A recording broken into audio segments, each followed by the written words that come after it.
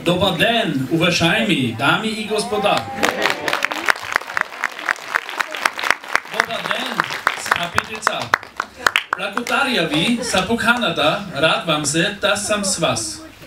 От октомври аз посещавам един курс по български език.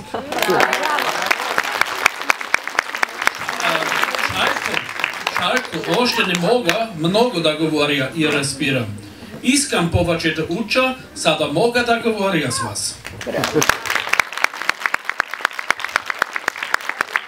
Аз донесох за вас подаръци. 3 монитора за четене, 1 камера за хора с увредено зрение, 1 брайл монитор за слепи и 500 евро.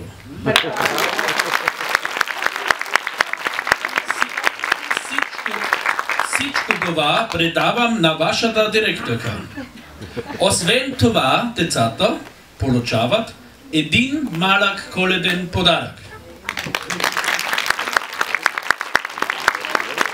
Свободна зона Европа от Австрия се надява, че това ще ви зарадва. Пожелавам ви честита Коледа. Благодаря.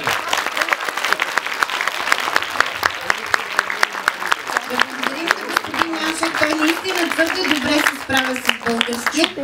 Ваня беше плътно до него, но за нас наистина е огромна изненада, че той толкова добре говори български.